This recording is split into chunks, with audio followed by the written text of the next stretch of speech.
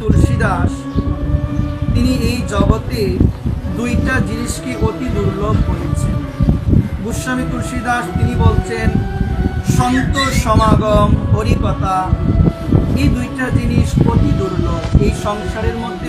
সন্ত সমাগম মানে সাধুর সমাগম, যেখানে সাধুর সমাগম হয়, সাধু যেখানে আসে, আমাদের বিশেষ ভাগ্য সেই সাধুর কাছে গিয়ে যেন আমরা সেই সাধুর শ্রীমুখ থেকে যেন নির্গলিত হরিকথা শ্রবণ করে যেন আমি আমার এই তপ্ত হৃদয়কে যেন আমি স্নিগ্ধ করতে পারি।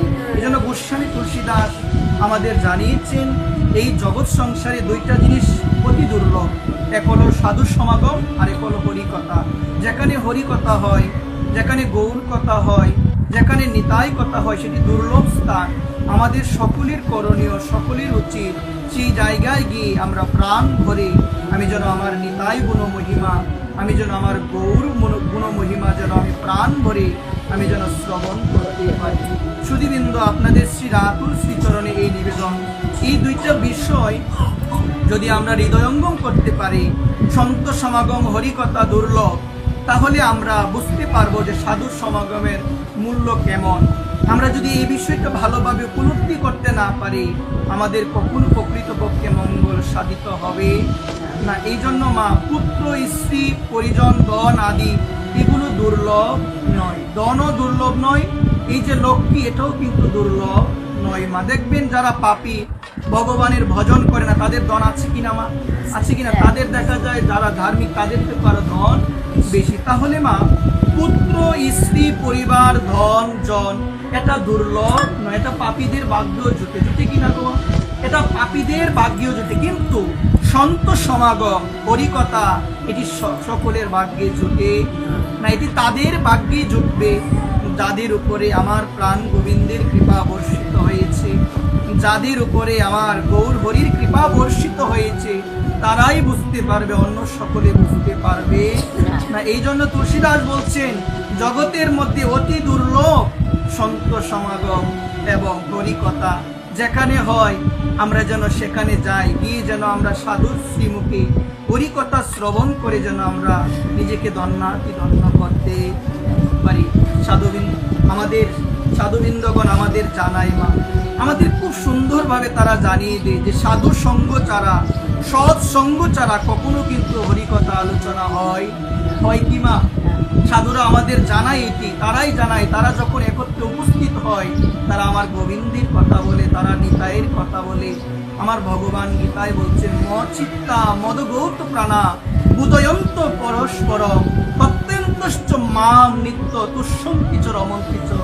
আমার ভগবান বলছেন যারা তাদের মন এবং চিত্ত মানে হৃদয় আমাকে অর্পণ করতে পেরেছে, তারা একে অপরের মধ্যে আমার কথা আলোচনা করে পরম সন্তোষ, পরম আনন্দ লাভ করে। সুধীবৃন্দ, আমরা দেখি আমার কয়েকজন মা বা কয়েকজন বাবা যখন একত্রিত হয়, মা আমরা কৃষ্ণ কথা বলি, মা আমরা নিতাই কথা বলি, বা পাঠে যে বিষয়গুলো আলোচনা হয় আমরা বলি কি, এখান থেকে উঠে গেলে যখন বাড়ির দিকে রওনা দিলাম, আমার মনে হয় কি সেই সময় আমরা পাঠে যে আলোচনাগুলো হলো সেই কথাগুলো আমরা বলি।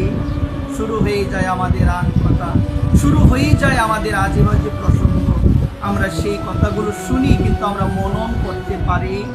মা, শ্রবণ করার পরে আপনি যার মুখে শ্রবণ করেন না কেন, যদি শ্রবণ করার পরে আপনি মনন না করতে পারেন, স্মরণ না করতে পারেন সেই কথাগুলো, সেই শ্রবণে আমাদের মঙ্গল হবে না। যদিও বলছেন শ্রবণ মঙ্গলম শ্রীমদাত, বলছে শ্রবণ করলেই মঙ্গল হবে। যেবা নাহি বুঝে কেউ শুনিতে শুনিতে সেহ কি অদ্ভুত চৈতন্য চরিত। বলছে কেউ যদি কোনো কিছু নাও বোঝে, শুনতে শুনতে সে তার হৃদয় পরিবর্তন হয়ে যাবে। কিন্তু মা, শ্রবণ করার পরে আমাদের একান্তভাবে সেই কথাগুলো একটু মনন করা প্রয়োজন, একটু চিন্তা করা প্রয়োজন।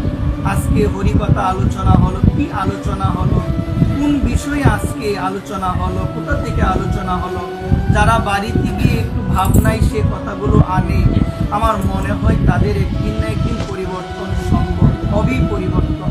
কিন্তু আমি শুনে গেলাম, এক কর্ণের ভিতর দিয়ে গেল, আরেক কর্ণের ভিতর দিয়ে সেই কথাগুলো যদি আমার বের হয়ে যায়, সেই শ্রবণের লাভ কি হবে মা?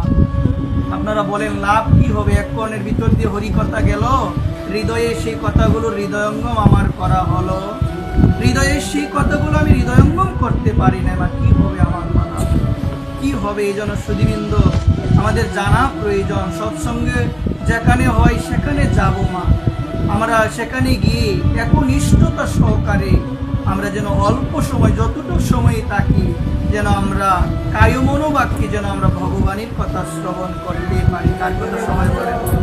ভগবানের কথা।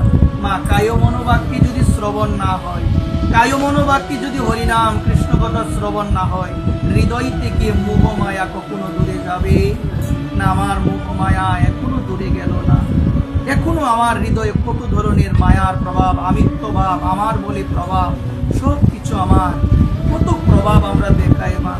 আমার মনে হয় কি আমি তিলক দিলাম, সব কিছুই দিলাম মা। দেখুন মহজ্জন আমাদের শোনালেন, আগে ভদ্র হও তারপরে ভক্ত হও। কথাটি কেন বললেন মা? এটি বিশেষভাবে আমাদের একটু জানা প্রয়োজন।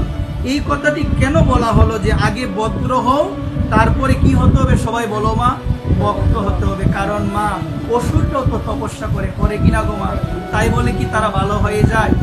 সাধু তো, আমি সাধুর বেশ নিয়েছি, তিলক দিয়েছি, আমি তিলক দিয়েছি, আমি সাধুর বেশ নিয়েছি, তাই বলে যে আমি ভালো, এমন কোনো কথা কিন্তু মা নয়। এই জন্য তপস্যা করলে কিন্তু সাধু হওয়া যায় না, অসুররাও করে।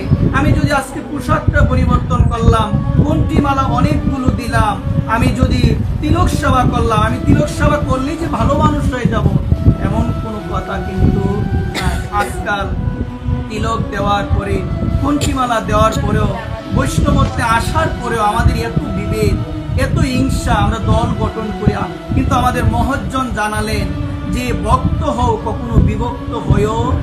আমাদের জানালেন আমরা সবাই আজকে এই পথে এসে যদি আলাদাভাবে আমি একটা দল গঠন করে থাকি, যে আমার দলে তোমরা থাকবে কিনা, আমি অমুক দলের নয়, আমার মনে হয় কি বৈষ্ণবত্ব আমার হৃদয়ে, যে হৃদয়ে হিংসা থাকে মা, সেই হৃদয়ে বৈষ্ণবত্ব কখনো থাকতে পারে না। আমার পরম পূজ্য মা শ্রী বাবাজি মহারাজ 108 শ্রী শ্রী বিনোদ বিহারী দাস বাবাজি মহারাজ বাবা জানালেন, এই বিশ্ব সংসারে ভগবানের সৃষ্ট কোন জীবের প্রতি যদি হৃদয়ে সামান্য পরিমাণ দেশ হিংসা থাকে, তুমি কোনোদিন বৈষ্ণব হতে পারবে না। বাবা বললেন এই কথাটি, আমার মনে হয় কি যদি এই কথাটি শুধু একটি বাণীও আমি সর্বদা আমার স্মরণে রাখতে পারি, সর্বদা যদি মনে রাখতে পারি যে বাবাজি কথাটি বললেন, যে এই কথাটি বাবা বললেন, আসল কথা আমি তো তিলক দিলাম, কণ্ঠিমালা দিলাম, পোশাকটা পরিবর্তন করেছি, কিন্তু আমার মন থেকে তো একে অপরের প্রতি হিংসা ভাব এখনো দূরে গেল, এখনো যাই নাই বা এখনো যায় না। এই জন্য কি বলছেন, বহু জনম ধরে কেউ যদি শ্রবণ কীর্তন করে, তবু সে কৃষ্ণের চরণে প্রেমধন লাভ করতে পারবে না।